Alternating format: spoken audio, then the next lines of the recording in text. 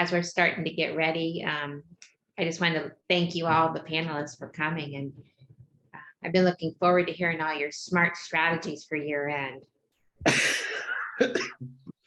Thank you. It's our pleasure to be here. It takes all of you guys to help a nonprofit. It really does. I mean, you need all these experts to help you. And we're really fortunate that you guys all have had an hour here today to come and chat. Yeah. Happy to do it, Lori.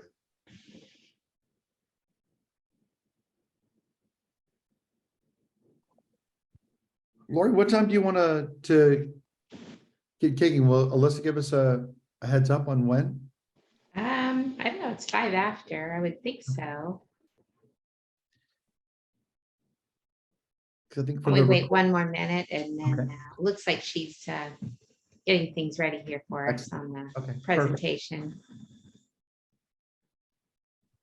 Yeah, we can go ahead and get this started in a second here. It looks like we have 14 participants in currently. So I think that we can go ahead and get started. Perfect. Well, if that's the green light, Alyssa, I'll dive right in. My name is Mike Schmidt. I'll be your moderator today for Charitable Giving from Every Angle. And this is a discussion around strategies for year end, both from the tax, legal, investment, and relationship standpoint. We've got a great panel of expertise. And what we'll do is we'll just dive right in. I think everyone's probably ready for some good ideas and content. Alyssa, if you can transfer over to there we go. As I mentioned, my name is Mike Schmidt. I'm with Cramer and Associates.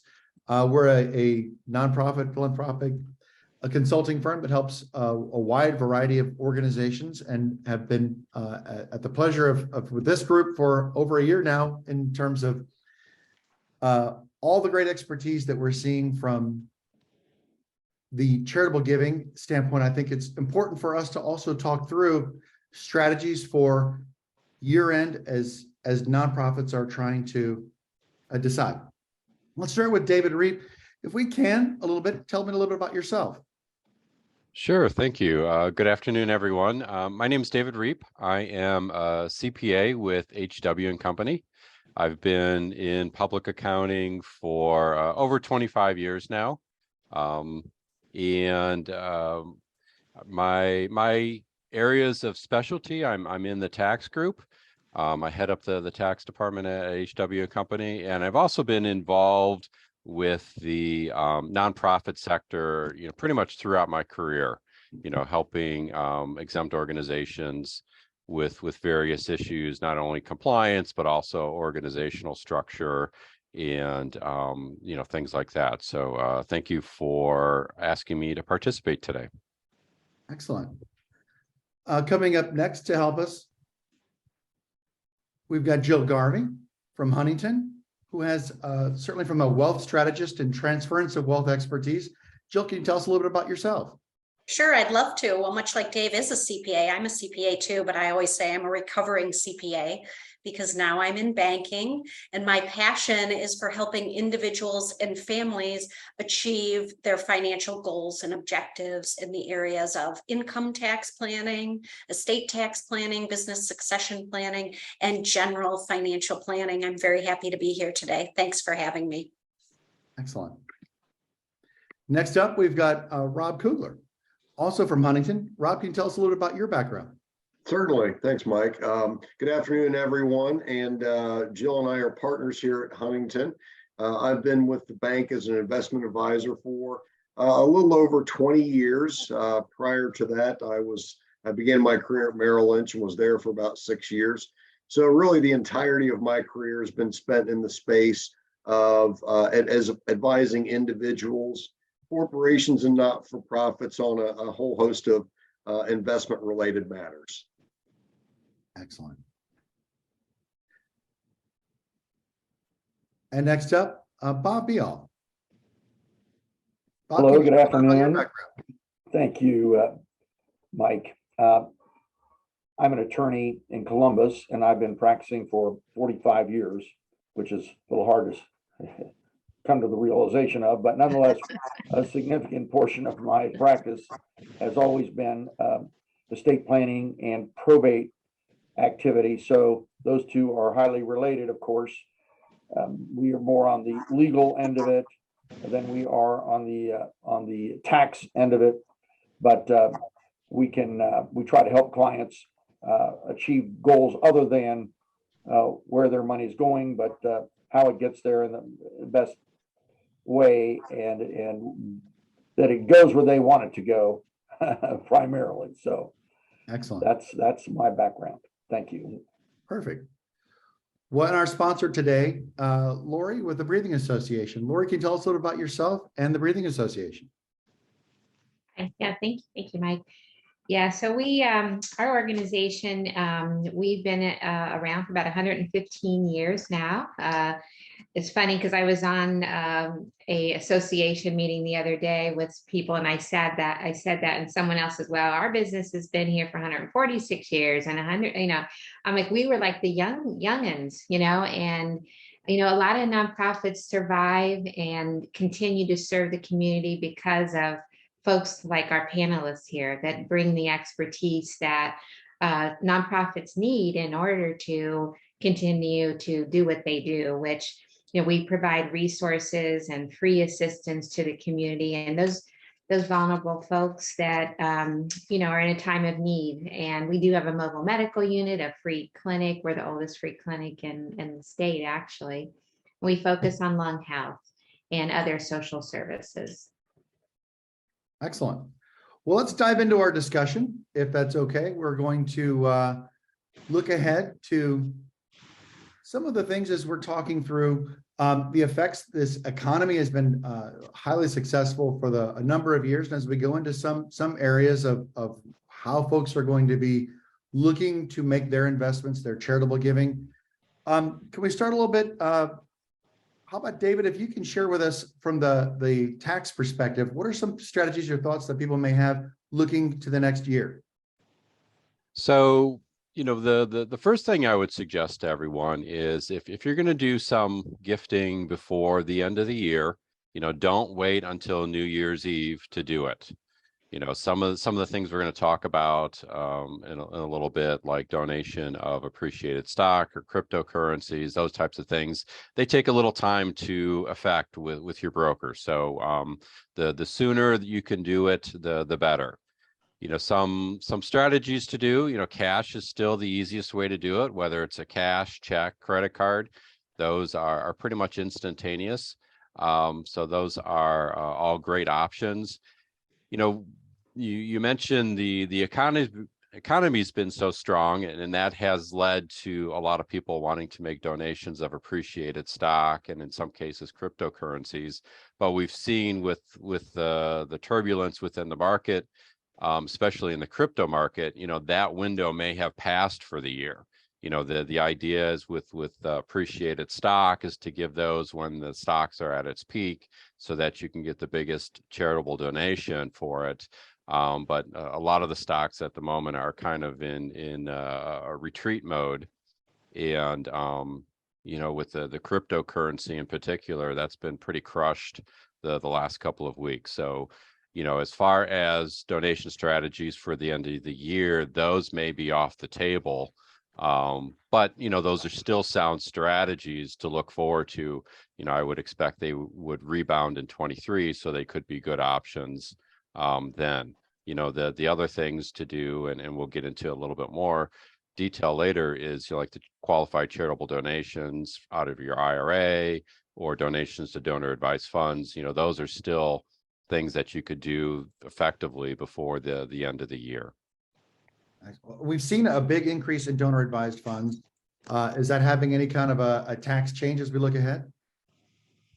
Yeah, so the advantage with the donor advised fund is with the current tax laws, the individual standard deduction is fairly high. So the tax play that we're advising some of our clients to do is to set up a donor advised fund. So if you've got a client or yourself that you give every year to the same organizations, and you have the ability to do so, what we're suggesting from a tax planning standpoint is to bunch some of those donations up, do 2 or 3 years worth of donations, put it into a donor advised fund so that you get a bigger tax deduction, and then over the next 2 to 3 years continue to pay out of that donor advised fund and transfer to your favorite charity.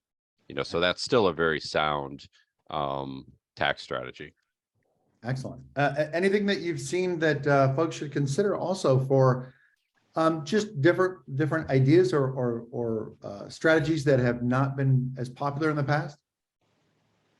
I think the one that's really been taking off the last couple of years, has to do with the qualified charitable distributions. If you meet the test, you have to be over 70 and a half years old, and you're taking money out of an IRA normally. It's a great way to save some taxes on federal and state by making those distributions out of your IRA directly to your favorite charity. It's proven to be a pretty effective tax strategy. And I think when it first came out, a lot of folks thought about it because there's $100,000 cap, it only applies to the wealthy. But with the reduced, with the standard deduction and reduced ability to itemize, we're finding clients making $1,000 donations out of their IRAs to their favorite charity or the religious organization. So it's, it's definitely gaining some traction, but it's something you want to talk with your advisor today rather than on December 30th, to make that happen. For sure. Well, and I think maybe a good to transition to the next, looking ahead to from a legal perspective. Bob, can you share a little bit about in terms of when folks are determining amounts and what some of the planning they may want to consider from your perspective? Right, absolutely. I would echo David's comment about November or December 30th. We tend to get people who call us the day before they're going to Italy to do their will and trust, right? And as opposed to doing it long in advance. And same thing applies with this kind of tax planning. I would say that David has hit a couple of good points from a pragmatic or legal approach. Donor advised funds are becoming much more popular, and what they accomplish for the donor is multiple things, but among them, of course, you're avoiding the problem of selling your stock yourself, getting a gain, paying the taxes, going through that, and then you have to transfer the cash then to the charity and hope that you can convince the IRS that was a charitable donation based upon whether the charity is qualified and all those other things that you have to prove. And of course, all deductions are, as we used to say in law school, if I could barely remember that far back, but that all deductions are a matter of legislative grace and are strictly construed against the taxpayer. All taxpayers have the burden of proving their deductions. But the good thing about donor advised funds is that the fund takes a lot of the work away from the donor. In other words, they do the legwork, they do the due diligence, they make sure that the charities are qualified, they handle the stock, and it's the ups and downs that go along with stock ownership, dividend payouts, and the like. And they also give the donor a lot of leeway as to who and when the organization receives the money. So you can put the money in, as David said, in year 2022, and you can make the actual distribution and make the decision as to who would be the recipient in 2023 or 2024, but your tax benefit is immediate. Additionally, you could involve your family, if you'd like, in helping make decisions about which charities would be good beneficiaries of your fund, right? So you could have sort of a board, if you will, the board that would carry out the family's philosophy about charitable giving, certain causes that it feels strongly about, that kind of thing. Yes. And sort of involve your children in the process.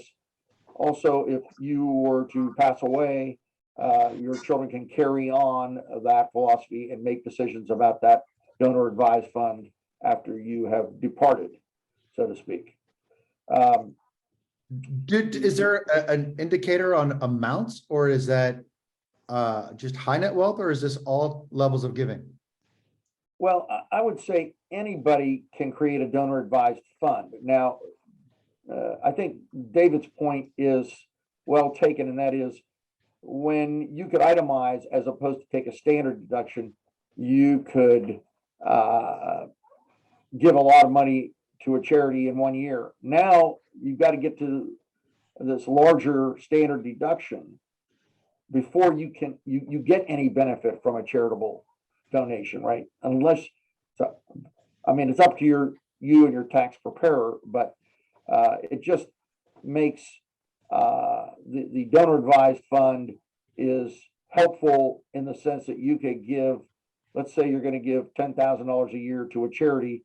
Well, you could give $30,000 in 1 year and space that giving out over the next couple of years and get yourself over and above the standard deduction or other aspects to the standard deduction as well, of course. The IRA qualified charitable, that, as David has said, has a limit of $100,000. And of course, you have to be a person who is required to take minimum distributions from your IRAs or 401ks, whatever it is. And that means you're at least 70 and a half. And I don't know whether they've extended that. David, you might have to answer that for me, but it seems like the COVID Act extended that to 72 now or something of that nature. So you better double check that to make sure you're out.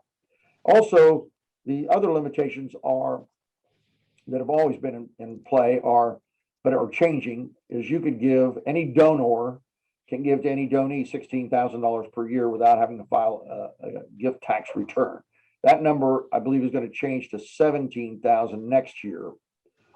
And of course, you have the $12.06 million unified credit, which will go to 12.920. So a married couple has about $25,840,000 or $840,000 of leeway before they start becoming vulnerable to federal state taxes.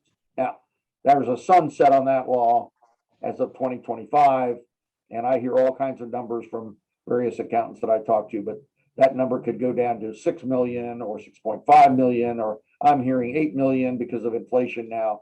But that number is probably going to decrease in 2025. David might have more knowledge or an opinion on that.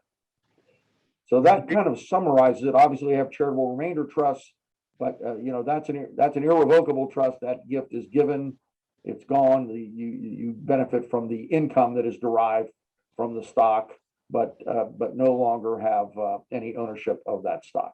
And you have to have an attorney draft up a charitable remainder trust that qualifies for IRS for scrutiny purposes from their perspective.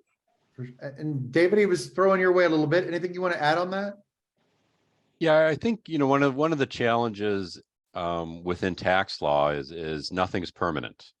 So as mentioned, there's a lot of these provisions we're talking about that have built-in sunsets, which mean they expire at the end of 2025 due to the way the laws were written by Congress.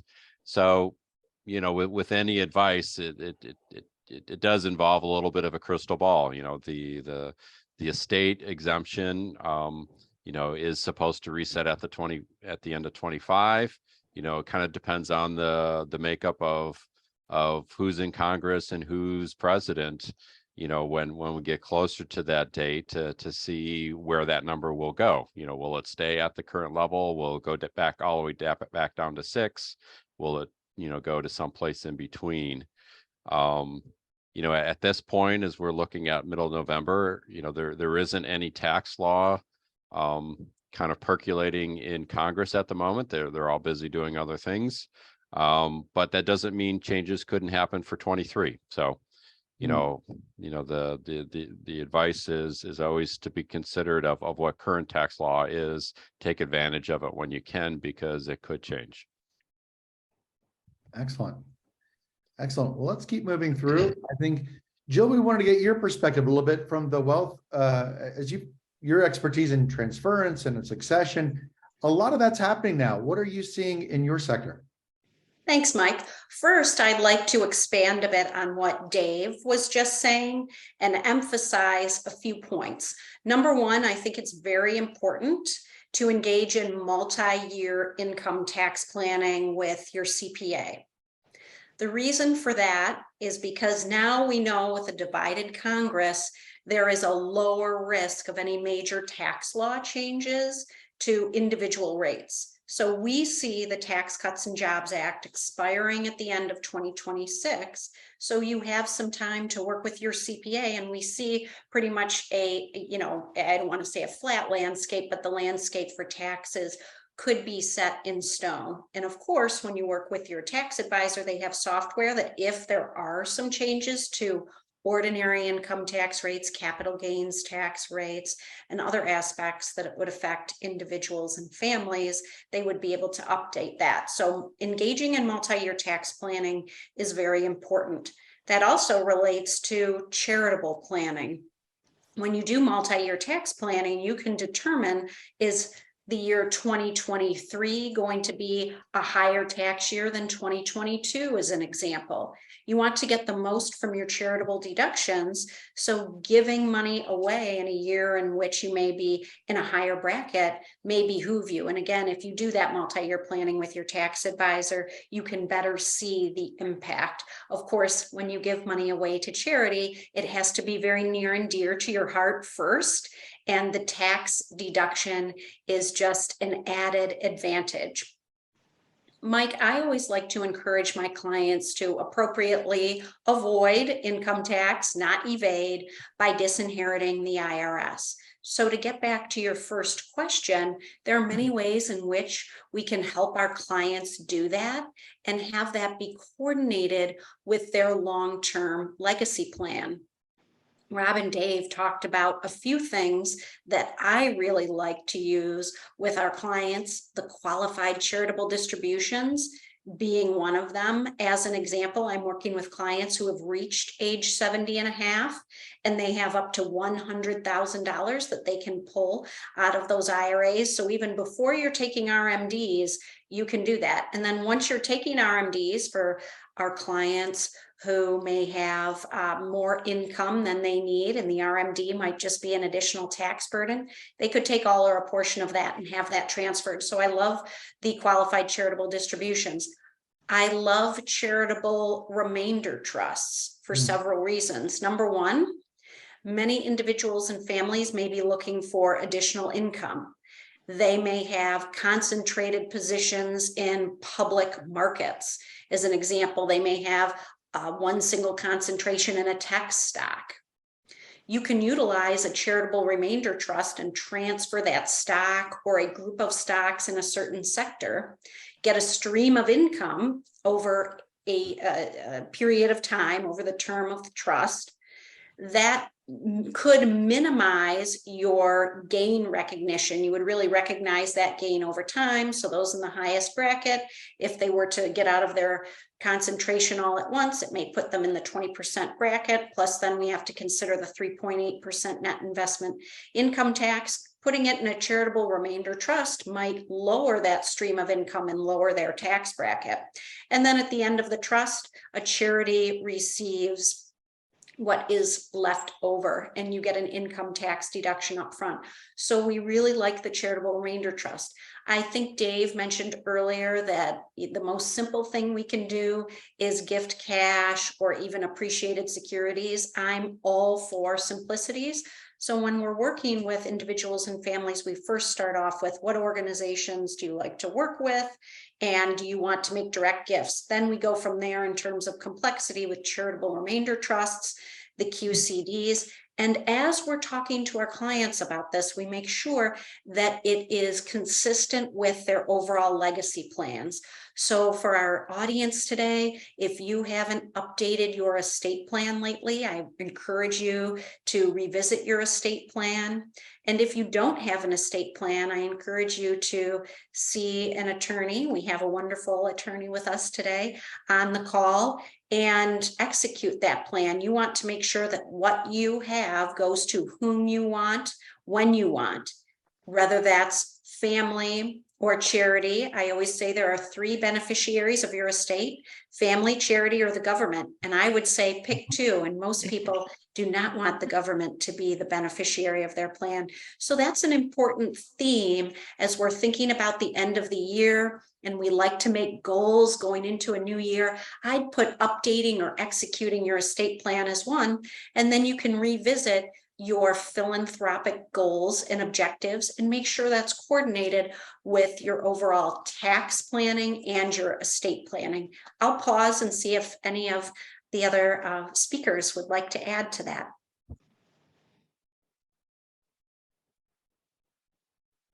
Well, and Jill, how long would it take to create a charitable remainder trust? Is that a long process, or is that something that can be done between now and the end of the year? If we're using publicly traded securities or even cash, it shouldn't take that long. We need an attorney to draft the document, and that could take, depending on workload, several weeks. So if you started today, potentially you could get that done before the end of the year. You also have to make decisions regarding trustees and what the terms of the trust will be, the length of the trust. But I think that could potentially still be doable, but you'd want to act very soon. That's why when we get to this point in the year, I think a charitable remainder trust would be something great. If you didn't want to embark on it right now, it would be something great to look at next year. Otherwise, direct gifts to charity can be very beneficial, not only for you, but also for the organization. Excellent. And the qualified distributions, I mean, you referenced that earlier. We're really seeing that as a more of a highlight on the conversations that folks are having with donors and organizations. Anything that you would say that folks may want to consider as they're talking through that process? Absolutely. I just think that's a real win-win, the qualified charitable distribution. Essentially, it's a tax neutral transaction. I know when I reach 72, I have to take an RMD from my traditional IRA, my rollover IRA, not my Roth IRA. We don't want to use the Roth for the qualified charitable distribution, but I just think it's really great. Once you reach 70 and a half, and if you have significant contributions, let's say, I'm just putting a number out there, 10,000, look to take that from your IRA. It counts towards your RMD once you're 72. You won't get a deduction on Schedule A. Essentially, it's tax neutral. It will be factored in for your Medicare premiums, but I really like it. It's easy, and I think it's very impactful. Excellent. And I will ask from the rest of the panelists, and certainly, Rob, you've always been quick to jump in. As we've kind of talked through all the different vehicles, are there things that we're seeing that are becoming more either popular or concerns as folks look ahead? Well, I'll tell you, Mike, when you mentioned the term concern, so one thing that I might address, you've alluded to it earlier in the presentation, and that's what's been going on with markets this year, whether it be the stock or bond markets. Both have suffered significantly this year. So as people are thinking about their charitable intentions, some folks, not all, but some folks may be more reluctant with markets being down to be gifting as much as maybe they might like. So when I encounter those conversations, my suggestion to people is to spend time with your financial advisor and look at your personal financial plan. Understand what the short-term and long-term impact of what's going on with markets has on your situation personally. Because in many situations, even though it doesn't feel good when markets go down, long-term may still not be all that impactful on somebody's overall situation, their ability to derive the kind of income from their investments that they want and need. And so they may discover by reviewing their financial plan with their financial advisor that if they are desirous of making charitable donations, in a down market that they could still do it. So I think that's something in a time like this of uncertainty and poor performing markets is a good exercise for a number of reasons. Well, and as you pull your team of advisors together, I mean, certainly from the tax, the legal, how do most families, and Bob, maybe you can share that a little bit. How do most families kind of pull that together or have that discussion? Rob, you want to take a stab at that? Well, you know what? And I'm sorry, I was paying attention to something else. Mike, please ask that question Please, again. just as families are looking to pull together and make some decisions and determine what's the best avenue for them, what team from the legal, from the wealth strategy to tax purposes, is it bringing everyone together? What's the best process for really kind of just the discussion we're having today? Absolutely. I think a coordinated effort is always a good idea. And we encourage our clients to the extent that their willingness to have their various advisors communicate. So the financial planning / investment advisor communicating with the CPA and communicating with the estate planning attorney, because a lot of these decisions are intertwined. And one thing that one advisor may do may impact something that one of the other advisors does. So definitely think that that's something that makes sense, that people have a coordinated effort between all their advisors. For sure. Yeah, Mike, I would agree with that as well. I would say, I probably shouldn't say this as an attorney, but I think the CPA is the very, very important aspect of these decisions. And they're up to the minute on, I don't know how they keep track of it. The laws change so fast from year to year on what's taxable and what limits exist, that I think it's important to have your CPA involved. The lawyer more or less effectuates the decisions, but and it can help make the decisions. But I think CPAs are very, very important in this angle. And I'm not getting paid by the American Association of CPAs to say this either. I appreciate that. I appreciate that. And Jill, I think you do have a lot of conversations with families who are sort of going through some decision-making processes. What are you hearing or seeing, or what are some strategies you might suggest? Absolutely. Well, I'll go back to what Rob said very eloquently, that it's all about financial planning. So right now we're really focusing on our clients' cash flow. Wealth has been eroded by up to 20% since the beginning of the year for many of our clients. So they're concerned about that, especially those who are currently drawing down on their investment portfolios during retirement. So for those individuals and families, it may be revisiting their spending expectations, and that could affect how much they're giving to charity. If they prioritize charitable giving in their lifetime, maybe they're willing to pull back temporarily on some of their expenses until the markets recover. Other individuals and families who have cash, and we recommend a cash reserve of around 12 months to cover any unexpected emergencies and at least a year of lifestyle expenses, number one. And then those individuals who have cash and cash flow, they can better ride out the volatility we're seeing in the market.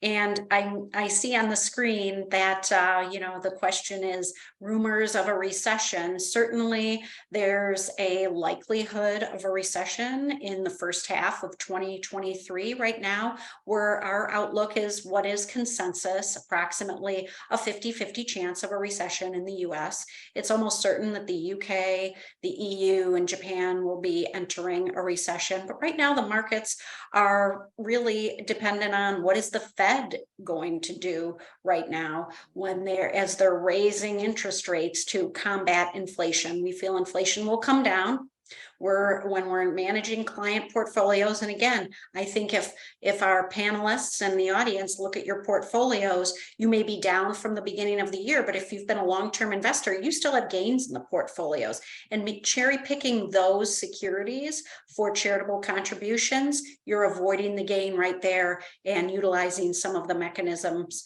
we discussed. And I'll leave you with, on the investment side, that if you have a long-term view, cash, on the sidelines and cash flow. You should be able to ride this out, but please visit with your financial advisor and your tax and legal experts to revisit your cash flow, revisit your lifestyle expenses, and see what other avenues you may need to take to make sure that your financial future is secure. And Jill, just to add to what you just said, because that's a very excellent point. You can cherry pick the stocks that you give to a donor advised fund as well, using the same criteria you're mentioning. Exactly. That's why, it takes a coordinated effort from an investment advisor, a financial planner, and your tax and legal experts to really look and say, okay, we agree on this strategy, as an example, using a donor fund, and then looking to cherry pick and see which investments would make sense. Because again, we all still have gains in our portfolios if we've been long-term investors. And David, looking ahead from a tax perspective, is there anything that folks, as whether it is a recession or as we just kind of heard 50-50, is that going to swing as folks consider what they're going to do as distributions from a tax perspective? I think kind of to Jill's point, it really kind of depends on the mix of your portfolio. Clearly, if we go into a recession, our friends in the nonprofits will still continue to need our support. So we'll definitely still want to do that, but we may be changing our approach where, a year ago, maybe we gave all appreciated stock to the charity to take advantage of that. Now, to Jill's point, maybe we're tapping into our cash reserves a little bit, because we don't want to mess with what is in our portfolio. So definitely, continue to talk to your group of advisors to make sure that what you're doing makes sense. But, at the same time, keep in mind, if we do enter a recession, that it impacts everyone, especially the nonprofits, because they tend to be one of the first to be impacted by downturns in the economy. Well, Lori, that may be a good chance for you to jump in terms of, as a nonprofit leader, what are you anticipating as you look ahead and your relationship management with your supporters? Right. So we look at things, of course, from year to year, and then we have a longer range plan, and we continually reevaluate based on the economy, based on what we're seeing, because we're over 90% grant funded, and that is affected directly in what's available out there. So in order for us to continue serving the number of people we serve, we have to plan ahead accordingly. And one of the things, Mike, I wonder, as with your expertise in philanthropy, is, how do you advise charities like us? And, we want to be out there and noticed by the donor advised funds. How do you advise people in their philanthropy plans to prepare for that? For sure. Well, I think the one thing that we highlight a lot is our job on the nonprofit side is to get folks to fall in love with our mission, our cause, our impact and outcomes. There are wonderful, as we're seeing on the panel today, experts that can help us find the right tools to both help with the resources that can come to a nonprofit. But it's important for the organization to be able to clearly enunciate what their needs are, their goals are, and let the donor and the supporter and the organization, then they can then find what is the right tool for them. They've got folks like what we've got here, but raising that awareness, talking about the needs, highlighting the outcomes that could occur with a good transfer of resources into the organization is what's so critical. While we're recording this, I'm learning so much today. So anybody that's attending, we can share a video of this, because I'm writing notes, but I'm like, this is really powerful, good stuff you guys are all bringing. Most definitely. And I think, Rob, I was curious too, from your perspective, we've talked about trends, we've talked about looking ahead, looking backward. Anything from a high elevation that, as folks are kind of looking, and a lot of people are making their plans for what they're going to do for a strategy of both from fundraising to supporting, what are some just high elevation thoughts you might have? So fundraising support, was that directed at me, Mike? Yes. Yeah, so I'm not sure, maybe I'm the best person to answer that. In terms of fundraising strategies. I might have a blank on that one, Mike. Oh, I'm sorry. Well, I'm thinking more in the case of, as we've talked about all these different tools, Yeah. there's certainly a feeling about both the economy, about locally, especially in the central Ohio area here, we've got so many great successes with Intel and different things that are happening. There's a real positive factor. I think that's where we've heard for years and years about the transference of wealth of generation to Mhm. generation. We're seeing it happen now. And I think that's where there's just a real positive vibe. As much as we've talked about some of the concerns of recession, are there some positive outlooks that you may want to share?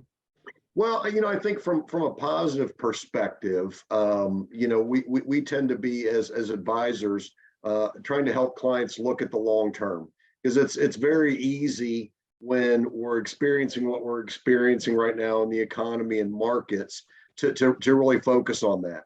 And not that it's not important to focus on, but what we can't lose sight of is the long term. And the fact of the matter is, when we look at markets, whether it be the bond market or the stock market, over relatively long periods of time, we see instances like this where markets pull back. Never feels good, particularly when you're opening those statements. But again, what we've got to realize is that we've been through times like this before, and the likelihood is that things will recover. And the fact is, if they do not recover, our concerns are probably much larger, like how much canned food and bottled water do we have? I certainly don't think that that's something we have to be ultimately concerned about. So not to be a broken record, but again, I think it goes back to that financial planning element, because I think that's a great way to refocus on the long term, in terms of strategy. Now, strategically, what's going on today as you're reviewing your financial plan is maybe going to cause you to make decisions a little differently in the short run. But having your eyes on that long term and understanding, what real true impact to an individual long term is happening from what's going on today, I think is very important. Yes. Well, and as you shared, looking both the short term, long term, there's a lot of concern both from the nonprofit side and on the donor side and making sure that the dollars are going where they're supposed to. And I think that's what Jill highlighted a little bit of making sure there's a lot of conversation of maximizing and determining where is it that you want to ensure that you're maximizing all the resources that are going out. Jill, can you share just as your kind of recap, and as we kind of near the end of our time here, what your thoughts are in that? Yeah, absolutely. And I'd like to go back actually, Mike, to a couple different points that I didn't make and I think are important, especially in times when people are concerned about their portfolio and they may be concerned about making current charitable gifts, as an example, which again, I advocate if it's near and dear to your heart, you're a long-term investor and it works with your cash flow.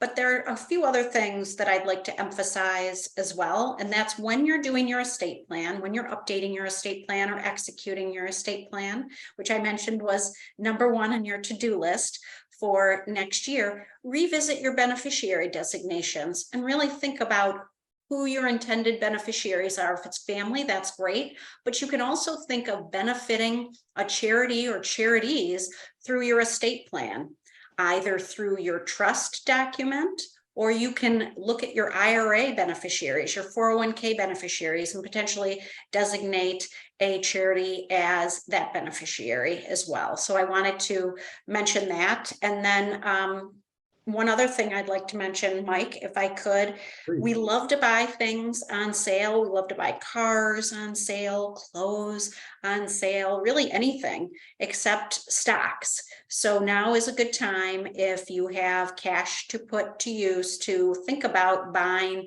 when stocks are on sale. And again, emphasizing that revisit your financial plan annually, do multi-year tax planning, update your estate plan. Excellent. Good recap. David, anything you want to highlight as we kind of come to near the end? I think just going back to my, initial comment, if you want to do something, make sure that you start working towards it sooner than later. Some of the strategies that we talked about do take some time to effect.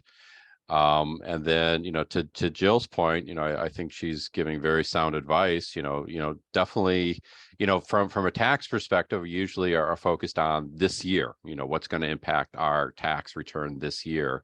But I think Jill's perspective of, taking a longer view has a lot of merit. There may be some things that you could do this year, but you got to keep your eye on your long-term goals to make sure that over time you're achieving what you want to.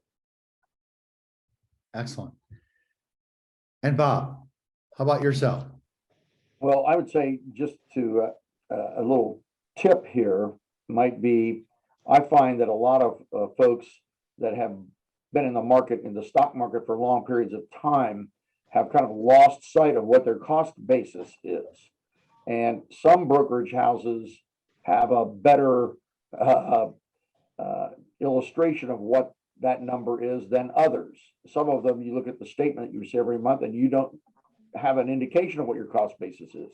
But I would say going and doing a little homework to make sure that you have an idea of what your cost basis is very helpful to provide to your other advisors in terms of making decisions about either donor advised funds or qualified charitable distributions. So that's something that I think we all kind of lose sight of, because you hold a stock for 8, 10, 12 years. You can't remember what you paid for it if it's not on the statement. So there's just a little tip.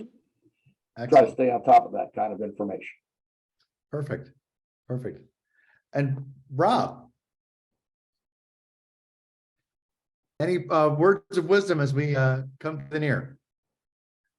Words of wisdom as we come to the end here. Well, I guess I would say that, relative to the turmoil in the markets that we're seeing, be patient is I think probably the best piece of advice that I can give, because I've seen people throughout my career make knee-jerk reactions for emotional reasons.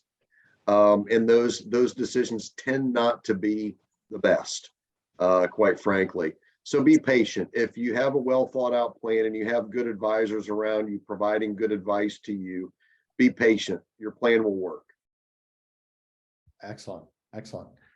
And Lori, I think, is our sponsor today. Any thoughts that you've got in terms of, as we sort of have had this great discussions, had some great input, your thoughts on how you might apply? Yeah, I think there's a great correlation with the community and their needs to increase as we go through times in the economy when they're down. We typically see a 10% increase in the number of people who need our services, and it continues to grow.